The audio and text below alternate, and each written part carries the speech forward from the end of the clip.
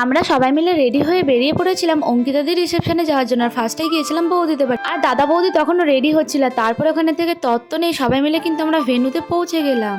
আর আমাকে এই লেহেঙ্গাটা পরে কেমন লাগছে অবশ্যই কিন্তু কমেন্টে জানাতে ভুলো না। আর আস্তে আস্তে সবাই মিলে আমরা চলে গেলাম ভিতরে। আর এখানে কিন্তু সবাইকে ফুল দিয়ে স্বাগত জানানো হলো, আর তারপরে সবারই হাতে দিয়ে দিল একটা করে গোলাপ। আর তারপরে সবাই মিলে চলে এসেছিলাম ওপরে। আর উপরে ডেকোরেশনটা খুবই সুন্দর হয়েছিল। আর প্রবেশ পথেই ছিল একটা গণেশ ঠাকুরের মূর্তি। আর এই যে এই দিদিটাকে দেখতে পাচ্ছ, এই দিদিরাও কিন্তু ফেসবুকে ভিডিও বানায়। আর তারপরে আমরা কিন্তু সবাই মিলে তত্ত্বগুলো এখানে রেখে দিয়েছিলাম। তারপরে দেখো অঙ্কিতা দিকে কত সুন্দর লাগছে। আর তোমরা কিন্তু কমেন্টে জানাতে ভুলো না যে অঙ্কিতা দিকে কতটা সুন্দর লাগছে। আর আমি তারপরে অঙ্কিতা দির সঙ্গে কয়েকটা ছবি তুলে নিলাম আর একটু ভিডিও করে নিলাম। আর গাইস আমাদেরকে আমাদের টিফিনটা দিয়ে দেওয়া হলো। তারপরে আমরা সবাই মিলে চলে গেলাম স্টার্টার খেতে। আর ওখান থেকে নিয়ে নিলাম আমি শিক্ষা বাবা। আর বোনকে কেমন লাগছে অবশ্যই জানিও। তারপরে জামাই বাবা জ্যাঠার সঙ্গে একটু ভিডিও বানিয়ে নিলাম। আর ফুচকা খাওয়ার সময় আমি আলাদা করে পাতা নিয়ে আমার ছোট বোন খাচ্ছিলাম। আমার ছোট বোনের কাছ থেকে কিন্তু খেয়ে নিয়েছে। আর আমি তারপর আর কিছু ট্রাই করিনি, আমি নিয়ে নিয়েছিলাম একটা কফি। আর জামাইবাবু খাচ্ছিল গোলাপ জামুন, তাই জামাইবাবুর কাছ থেকে নিয়ে আমি একটু ট্রাই করেছিলাম। তো গাইস এই ভিডিওর নেক্সট পার্টটি দেখতে হলে অবশ্যই চ্যানেলটি সাবস্ক্রাইব বা ফলো করতে ভুলো না কিন্তু।